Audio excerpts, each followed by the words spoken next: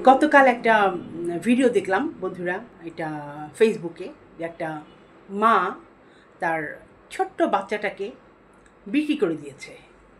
বিক্রি করে দিয়ে সে 30 বা 40 হাজার টাকা পেয়েছে। সেটা দিয়ে সে মোবাইল কিনেছে, নূপুর কিনেছে, তার শখের জিনিসপত্র কিনেছে। মানে ব্যাপারটা এইরকম না যে ও খেতে পারতেছিল না বা ও খুব অভাবে তার বাচ্চাটাকে বিক্রি করে দিয়েছে। তার শখের জিনিসগুলো কেনার জন্য বাচ্চাটাকে সে বিক্রি করে দিয়েছে। তো এইরকম আরেকটা ঘটনাও দেখেছেন আপনারা কয়েকদিন ধরে, খুব সোশ্যাল মিডিয়াতে খুব গরম একটা নিউজ হচ্ছে। ক্রিম আপা নামে একজন মহিলা তার 2টা বাচ্চাকে সে ঠিক এভাবে টর্চার করে করে তার ভিউজ কামানোর জন্য সে বাচ্চাগুলোকে খুব বেশি ক্যামেরার সামনে ধমক মারধর এগুলো করতো। তো যাই হোক, এই যে আমাদের সমাজে একটা অস্থিরতা, এই যে বাচ্চাদের উপর অ্যাবিউজ, এটা নতুন না, যদিও এটা অনেক পুরনো কাল থেকেই হয়ে আসছে। কিন্তু বন্ধুরা, এটা নিয়ে না একটু ভাববার সময় হয়েছে আমাদের এখন। বাচ্চাগুলোকে আমরা ঠিক সেই নিরাপত্তা দিতে পারছি না। ওদের জন্য যে একটা ফুলের বাগানের মতো সমাজ আমাদের দেওয়ার কথা, ওদের যে একটা নিশ্চিন্ত একটা জীবন, নিরাপত্তা, সবচেয়ে বড় কথা যে নিরাপত্তা ওদেরকে আমরা দিতে পারছি না। এক একটা বাচ্চা এসব দেখতে দেখতে বা এসবের ভিতর দিয়ে যখন যায়, ওরা ট্রমাটাইজ হয়ে যায় বন্ধুরা। এগুলো সবারই জানা, তারপর এগুলো নিয়ে একটু কথা বলা। তো এই ট্রমাটাইজ অবস্থাগুলো আমরা আসলে বুঝতে চাই না। চাইল্ড অ্যাবিউজের ব্যাপারটা আমরাও ছোটোবেলাতে এরকম অ্যাবিউজ হয়েছি কম বেশি বন্ধুরা। আমাদের পরের জেনারেশন, তার পরের জেনারেশন, যুগে যুগে হয়ে আসছে। তো দুঃখজনক বিষয় হচ্ছে এই চাইল্ড অ্যাবিউজ বা চাইল্ড অ্যাসল্ট যাই বলেন, এটা কিন্তু আমাদের ঘর থেকেই সৃষ্টি হয় বন্ধুরা। একটু খেয়াল করে দেখবেন, বাচ্চারা, বিশেষ করে যারা আমরা ওয়ার্কিং লেডি, বাইরে বেশি কাজ করি, তাদের বাচ্চারা খুব বেশি এইটায় এফেক্টেড হয়। ঘরের ধরেন আমাদের বন্ধুবান্ধব, খুব কাছের আত্মীয় স্বজন, হয়তো আমরা বাসায় নেই, ওই সময় মামা চাচা হাবি জাবি ঘরের মধ্যে আত্মীয় স্বজন খুব কাছের, আপনি ভাবতেও পারবেন না এমন এক মানুষ বা এমন এক আপনার খুব কাছের সবচেয়ে বিশ্বাসের মানুষটাই কাজ করে বসবে। তো যখন করে ফেলে তখন তারপরে তো আর কিছু করার থাকে না বন্ধুরা। তো সেই জন্য আগে থেকে একটু সচেতন হওয়া।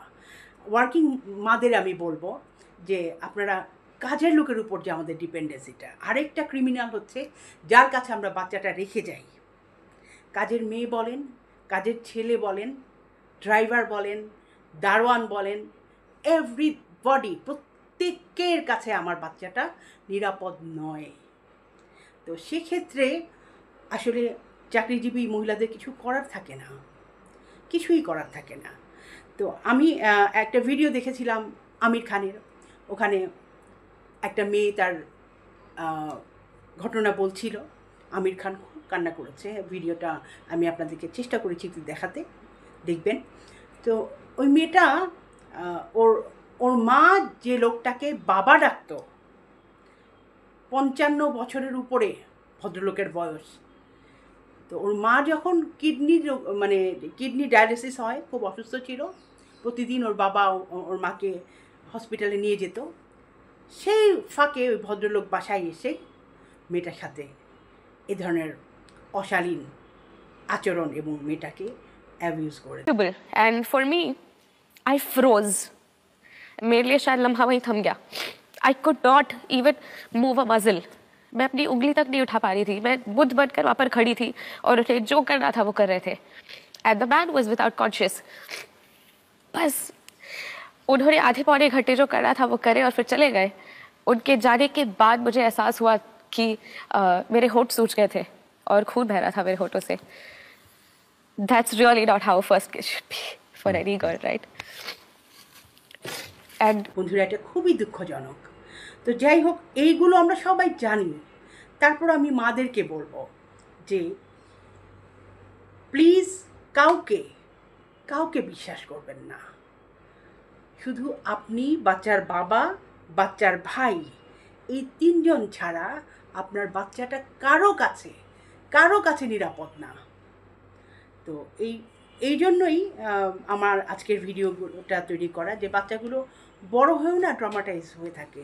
দেখা যায় যে ওই বাজে স্মৃতিগুলো থেকে বেরোতে পারে না, ওরা কাউকে বিশ্বাস করতে পারে না, বাবা মায়ের উপর একটা ভুল ধারণা, ওদের আত্মবিশ্বাসের লেভেলটা ভেঙে যায়, অনেক অনেক সমস্যা ওদের মনস্তাত্ত্বিক জগতে ঘটে যায় বন্ধুরা, যেটা আমরা ছোট বাচ্চাদের ভাবি যে না ওর ব্যাপার নাই, ও হয়তো মনে থাকবে না, ব্যাপারটা তা না।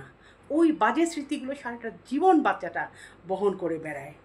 তো এই জন্য আরও বেশি সিরিয়াস হতে হবে। বাচ্চাকে দরকার হলে নিজের মানে শরীরের সাথে আটকে রাখেন যতটুকু সম্ভব। কাউকে বিশ্বাস করবেন না, কাউকে না, কারণ বিশ্বাসের জায়গাটা আসলে এরা রাখে নাই। যারা এই ধরনের কাজ করে, যেমন বয়স্ক লোকগুলো, তাদের একটা যারা এই ধরনের বাচ্চাদেরকেই শুধু অ্যাবিউজ করে, এদের একটা রোগ আছে, পেডোফিলিয়া এরকম টাইপের। তো ওই রোগে কে আক্রান্ত আপনি বলতে পারবেন না বন্ধুরা। তো এইভাবে আসলে আমার চিন্তাভাবনাগুলো একটু অন্যরকম। তো আমি আজকে যে কথাটা বলতে চাচ্ছি বন্ধুরা, যে এই ট্রমাটাইজ বাচ্চাগুলো বা এই ট্রমাটাইজ বাবা মাগুলো, এদের আসলে বাদবাকি জীবনটা মানে এই ব্যাপারটাকে কিভাবে দেখা উচিত। তো একটা বাচ্চা ছোটোবেলায় এরকম কিছু ঘটে গেছে, সেটা যদি ও সারা জীবন বহন করে বেড়ায়, সেটা তো ওর জন্য ভীষণ রকমের একটা কষ্টের ব্যাপার হবে। আসলে ওগুলো গিভ আপ করা উচিত, যতটুকু সম্ভব মন থেকে ওগুলোকে মুছে ফেলে সামনে এগিয়ে যাওয়া উচিত। কারণ এটার মধ্যে বাচ্চাটার কোনো দোষ নাই, তার গার্জিয়ানেরই কোনো দোষ নেই। যে লোকটি এই কাজটা করেছে বা যে পশুগুলো এই কাজটা করে তাদেরই দোষ, এবং ব্যাপারটা তাদের, তাই না? তো এই ব্যাপারগুলো মাথা থেকে ছেড়ে ফেলে সুন্দর করে এগিয়ে যেতে হবে। বাচ্চাদেরকে মেন্টালি আস্তে আস্তে বোঝাতে হবে যে এগুলো একটা অ্যাক্সিডেন্ট। যেমন আপনি রাস্তায় চলছেন, হঠাৎ করে পড়ে গেলেন, হ্যাঁ, নর্দমায় পড়ে গেলেন, বা আপনি যাচ্ছেন কোনো ময়লার গাড়ি থেকে আপনার গায়ে ময়লা পড়লো, এগুলো একটা মানে অযাচিত ব্যাপার, এগুলোর জন্য কেউ দায়ী না।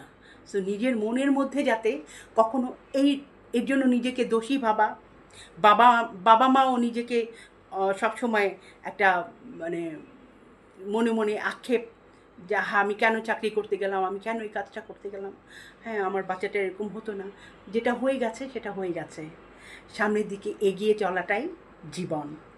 আর আমি আবারও বলি যে বাচ্চাদের ব্যাপারে কোনো স্যাক্রিফাইস না।